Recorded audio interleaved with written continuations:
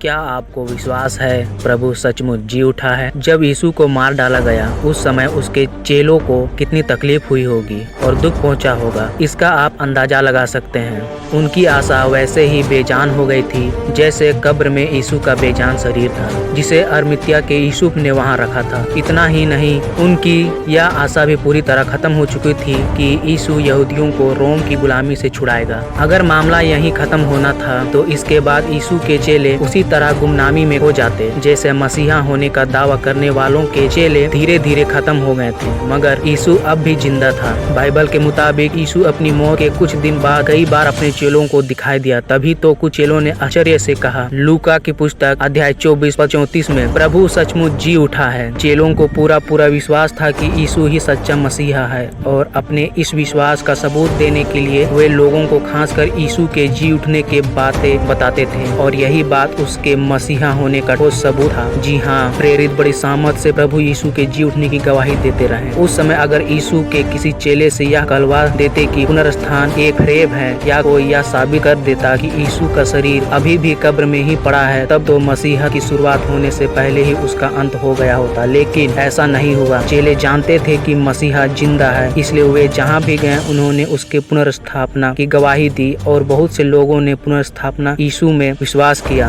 आप भी यीशु के पुनरुत्थान पर विश्वास क्यों कर सकते हैं? और क्या सबूत है कि यीशु वाकई में जी उठा है? यीशु की मौत के कई चश्मदीद गवाह थे। उसे सरेआम क्रूस पर कीलों से ठोका गया था। उसके अलावा एक रोमी सूबेदार ने भी उसकी मौत का प्रमाणित किया था, जिसका पेशा ही था यह जांच करना कि अपराधी की मौत हो चुकी है। यही नहीं, यीशु वाकई मर चुका है यह पक्का करने के बाद ही रोमी गवर्नर पिंतुस पिलातुस ने अरिमतिया के यीशु को यीशु का मृत शरीर दिया, जो कि मरकुस की पुस्तक अध्याय 15:39-46 में लिखा हुआ है। सुसमाचार की किताब का एक लेखक लूका प्रेरित की किताब में लिखा है, अध्याय 1:2-3, यीशु ने दुख उठाने के बाद बहुत से पक्के प्रमाणों से अपने आप को जीवित दिखाया और 40 दिन तक वह उन्हें दिखाई देता रहा और परमेश्वर के राज्य की बातें करता रहा। पुनर्स्थित यीशु को उसके दूसरे चेलों ने भी कई अवसरों पर देखा, जैसे बगीचे में, रास्ते पर, भोजन के समय, तिबियरिस झील के किनारे। यीशु का शरीर कब्र में न देखकर चेलों को यह पहला सबूत मिला कि उसका पुनर्स्थापना हो चुका है और कब्र के खाली होने की बात पर कोई शक नहीं कर सकता था। यह कब्र बिल्कुल नई थी जिसका पहले कभी इस्तेमाल नहीं हुआ था और यह उस जगह के बहुत करीब था जहाँ यीशु को क्रूस पर चढ़ाया गया था। साथ ही राहगीरों की नजर से भी छिपा नहीं सकती थी। सुसमाचार की सारी किताबें कहती है कि यीशु के मरने के तीसरे दिन जब उसके दोस्त सुबह के वक्त उसकी कब्र के पास गए तो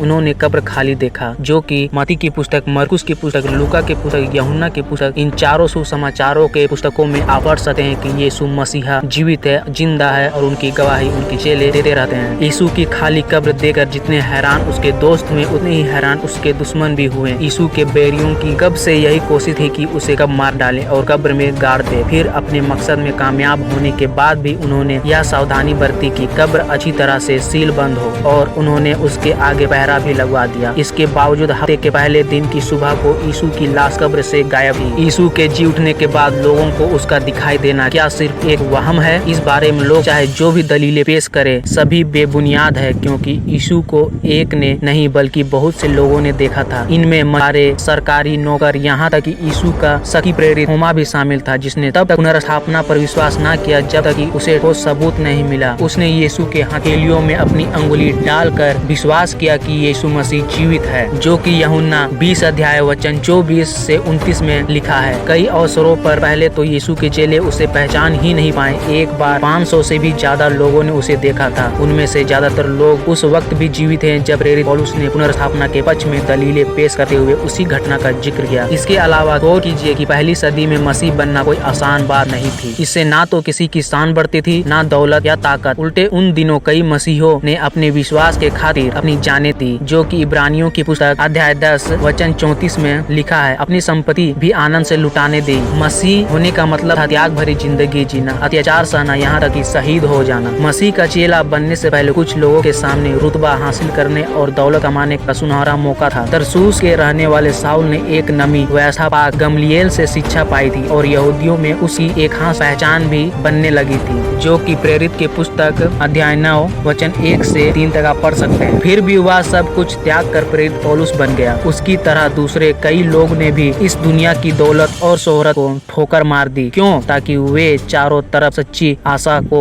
फैला सके जिसका वादा परमेश्वर ने किया था। साथ ही यीशु के पुनर्स्थापना का भी प्रचार कर सके, जो कि लिखा है कुलोसियों अध्याय 1 पद 28। वे इसके लिए कोई भी दुख उठाने को तैयार थे क्योंकि वो जानते थे कि इसकी बेबुनियाद सच्चाई पर आधारित है। अगर इतना सुनने के बाद भी आपको विश्वास नहीं है कि यीशु मसीह मुर्दों में से जी उठा है और वो ही सच्चा परमेश्वर है, तो कहीं न कहीं आप बाइबल को जासूस की तरह तो नहीं पढ़ रहे हैं। पवित्र शास्त्र बाइबल बताती है कि हर एक वचन परमेश्वर की प्रेरणा से रचा गया है, भले ही उसे इंसान ने लिखा, परमेश्वर के द्वारा लिखा गया है। अगर आपको परमेश्वर के ऊपर विश्वास है, इतिहास गवाही देती है यीशु की कि वो मसीहा था, है और रहेगा। इतिहास कोड करती है कि यीशु 3 दिन कब्र में था और मुर्दों में से जी उठा है। बाइबल की हर बातें सच्ची इसलिए है कि इतिहास गवाह है, जगह सही थी, जगह मौजूद है, लोग मौजूद हैं। बाइबल का हर एक वचन चीख चीख कर बोलता है कि यीशु मसीह ही प्रभु है जो मुर्दों में से जी उठा ताकि तुम जीवन पाओ। पवित्र शास्त्र बतलाती है बुद्धिमान पुरुष वह है जो परमेश्वर को जानता है। अगर आप परमेश्वर को जानते हैं तो आप उनके ऊपर विश्वास करते हैं, और विश्वास करते हैं तो आपको ये भी विश्वास करना हो कि यीशु मसीह मुर्दों में से जी उठा है। तो मिलते हैं फिर एक नए टॉपिक के साथ, तब तक के लिए अपना ख्याल रखें।